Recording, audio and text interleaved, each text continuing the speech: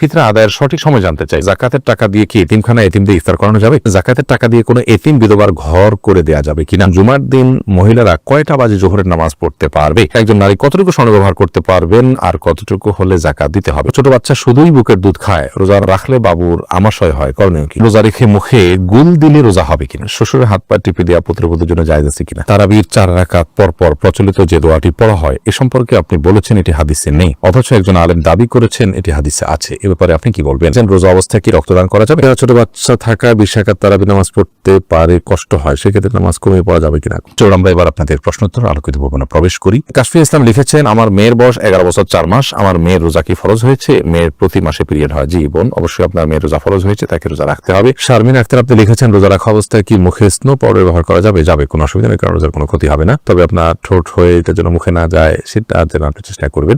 জাকিয়া হোসেন আপনি লিখেছেন, একজন নারী কতটুকু স্বর্ণ ব্যবহার করতে পারবেন আর কতটুকু হলে জাকাত দিতে হবে? দেখুন, ব্যবহারের স্বর্ণে জাকাত দিতে হবে, এটাই অধিকতর শক্তিশালী মত। যদি অনেক ওলামা ইকরাম বলেছেন ব্যবহারের স্বর্ণে জাকাত দিতে হবে না। অতএব আপনি কতটুকু স্বর্ণ ব্যবহার করছেন এটি ইস্যু নয়, আপনি যতটুকু স্বর্ণ ব্যবহার করছেন এটা নেশাবে পড়ছে কিনা, নেশাবে পড়লে আপনাকে জাকাত দিতে হবে, সেটা কম হোক আর বেশি হোক, যদি নেশাবে হয় আপনাকে জাকাত দিতে হবে। শিমু খান আপনি লিখেছেন, জাকাতের টাকা দিয়ে কি এতিমখানা এতিমদের ইফতার করানো যাবে? ইফতার করানো তখন জায়েজ হবে যখন ইফতার করার কোনো ব্যবস্থা গরিবের নাই, তখন আপনি জাকাতের টাকা দিয়ে সে অ্যারেঞ্জ করলেন। মূলত জাকাতের টাকা তাদেরকে দিয়ে দিবে, তাদের প্রয়োজন অনুযায়ী খরচ করবে। আপনি নিজে আইটেম ফিক্স করে দিবেন না যে জাকাতের টাকা দিয়ে তুমি এটাই করো। অনেকে হয়তো মনে করেন যে এটা আমি ইফতার করালাম, এটা একটা দৃশ্যমান কিছু হলো, তাহলে সেক্ষেত্রে তো এটি রিয়া হয়ে গেল, লৌকিকতা হলো, এটা তো গুনাহের কারণ হতে পারে, বরং আমাদের সাবধান থাকতে হবে। দাদি নানি আইডি থেকে আপনি লিখেছেন, জাকাতের টাকা দিয়ে কোনো এতিম বিধবার ঘর করে দেয়া যাবে কিনা? জাকাতের টাকা দিয়ে ইয়েতিম অথবা কোন বিধবাকে আপনি ঘর করে দিতে পারেন যদি তারা জাকাতের হকদার হয়। এতিম হলেই যে জাকাতের হকদার হবে এমনটি কিন্তু আবশ্যক নয়, বিধবা হলেই যে জাকাতের হকদার হবে এমনটি কিন্তু আবশ্যক নয়। একজন ভদ্র মহিলা, তার স্বামী মারা গেছেন, তিনি বিধবা হয়েছেন, কিন্তু তার এত সম্পদ আছে যেটা দিয়ে চলতে পারেন, তাহলে সেক্ষেত্রে তিনি জাকাতের হকদার নন। এতিমের ক্ষেত্রে একই কথা প্রযোজ্য। যাই হোক, তো এতিম বা বিধবা যদি জাকাতের হকদার হয়, তাদের যে সম্পদ আছে বা উপার্জন হয় তা দিয়ে তাদের সংসার চলতে কষ্ট হয়, এরকম যদি হয় তাহলে সেক্ষেত্রে আপনি তাদেরকে জাকাতের টাকা দিতে পারেন। জাকাতের টাকা না দিয়ে তাদের যদি ঘরের নিড থাকে, যে তাদের নিরাপদে থাকার মতো কোনো ঘর নেই, যে প্রয়োজন থাকে এবং টাকা দিলে তারা হয়তো নষ্ট করে ফেলবে, আপনি তত্ত্বাবধান করে তাদের হয়ে ঘর নির্মাণ করে দিলে জাকাতের টাকা দিয়ে এটা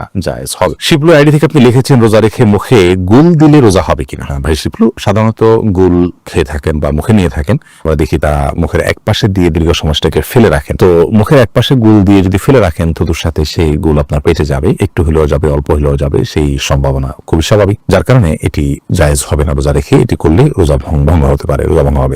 আপনি লিখেছেন, শ্বশুরের হাত পা টিপে দেওয়া পুত্রবধূর জন্য জায়েজ আছে কিনা? এটা করা উচিত নয়, কারণ হলো শ্বশুর তার হাত পা যদি পুত্রবধূ টিপেন, তাহলে সেক্ষেত্রে মানে কল্পনার জেনার দুয়ার উন্মুক্ত অন্তত হতে পারে, কমপক্ষে এতটুকু হওয়ার সম্ভাবনা আছে, যার কারণে গুনাহের দ্বার পর্যন্ত বন্ধ করতে হয়, এটাকে সাদ্দু জারায়া বলা হয়। তো যার কারণে এটা জায়েজ নয়। পুত্রবধূ শ্বশুর অন্য সেবা করবেন, তবে হ্যাঁ, শ্বশুর অনেক বৃদ্ধ, এত বৃদ্ধ যে এ ধরনের কোনো আশঙ্কা নাই, তাহলে সেক্ষেত্রে এটি করা যেতে পারে যদি একান্ত নিরুপায় থাকে, অন্য কেউ না থাকেন এবং এটা যদি খুব বেশি জরুরি হয়, অর্থাৎ অনেকগুলো শর্তের উপর ভিত্তি করি। এরপর প্রশ্ন, ছোট বাচ্চা শুধুই বুকের দুধ খায়, রোজা রাখলে বাবুর আমাশয় হয়, করণীয় কি? একটু কষ্ট করবেন, প্রয়োজনে দিনের বেলা ঘুম পাড়িয়ে রাখবেন, আপনি নিজেও ঘুমাবেন, রাতের বেলা একটু জেগে থাকবেন, অর্থাৎ অভ্যাস একটু পাল্টাবেন, তাতে তো রাতেও তো আপনি দীর্ঘ সময় না খাওয়া থাকেন, সেভাবে থাকবেন। এবং একটু কষ্ট হলে ডাক্তার দেখান, বিকল্প বের করেন, অর্থাৎ রোজাটা ফরজ বিধান, এই ফরজ বিধান আবশ্যক হওয়ার কারণে রোজা রেখে অন্যান্যগুলোকে কিভাবে ওভারকাম করা যায় সেই চেষ্টাটা আমাদের থাকতে হবে। আয়েশা সিদ্দিকা, ছোট বাচ্চা থাকা 20 রাকাত তারাবি নামাজ পড়তে পারে, কষ্ট হয়, সেক্ষেত্রে নামাজ কমিয়ে পড়া যাবে কিনা? কখন আপনি অসুবিধা হলো কম পড়লেন, কোনো অসুবিধা নেই। নফল যেহেতু এটা আপনার অসুবিধার কারণে আপনি একটু কম পড়লেন বা ভেঙে পড়লেন, এই সুযোগগুলো কিন্তু আছে। হাবিবা আইরিন আপনি লিখেছেন, জুমার দিন মহিলারা কয়টা বাজে জোহরের নামাজ পড়তে পারবে? জোহরের ওয়াক্ত হওয়ার পরে পড়তে পারবে, মসজিদে জুমার নামাজের জামাত হওয়ার পরে পড়তে হবে এমনটি অনেকে মনে করেন, অথচ এমনটি কোনো আবশ্যক নয়। আপনি চাইলে জুমার নামাজের আগেও, অর্থাৎ ওয়াক্ত হয়ে গেছে জোহরের 12টা 1 মিনিটে, আজকে জোহর ওয়াক্ত হয়ে গেছে, এরপর থেকে আপনি বাসায় জোহর পড়তে পারেন। মাজিদুল ইসলাম আপনি লিখেছেন, প্রবাসীদের ফিতরা আদায়ের বিধান কি? আমরা কি দেশের হিসাব করে ফিতরা আদায় করবো নাকি যেখানে থাকে ওই জায়গার হিসাবে দিয়ে আলাদা? আপনি যেখানে থাকেন সেখান থেকে হিসাব করে আপনি ফিতরা দিবেন। ফিতরা কি আলাদা করে রেখে ঈদের পর আদায় করা যাবে? না, ঈদের পর আদায় করলে ফিতরা আদায় হবে না, বরং ফিতরা আদায় করতে হবে ঈদের সালাতের আগে। নবী করিম সাল্লাল্লাহু আলাইহি ওয়াসাল্লাম বলেছেন, মানআদ্দাহা ক্বাবলা সালাহ, যে ব্যক্তি ঈদের আগে ফিতরা আদায় করবে, হিয়া মাকবুলা, তাহলে সেটা ফিতরা হিসেবে কবুল হবে। ওয়া মানআদ্দাহা বা'দা সালাহ, যে ব্যক্তি ঈদের পরে আদায় করবে, ফাহিয়া সাদাকাতুন মিনাস সাদাকাত, 10টা সাদকা আমাদের সাধারণ দান হবে। ফিতরার যে দায়িত্ব, সেই দায়িত্বের ফলে কিন্তু আদায় হবে না। রফিক আহমদ আপনি লিখেছেন, তারাবির 4 রাকাত পর পর প্রচলিত যে দোয়াটি পড়া হয় এ সম্পর্কে আপনি বলেছেন এটি হাদিসে নেই, অথচ একজন আলেম দাবি করেছেন এটি হাদিসে আছে। এ ব্যাপারে আপনি কি বলবেন? ভাই রফিক আহমদ, দুঃখজনক যে কথাগুলো ভালো করে অনেকে না শুনেই মন্তব্য করেন, আবার অনেকে শুনেও সেটাকে বিকৃত করেন।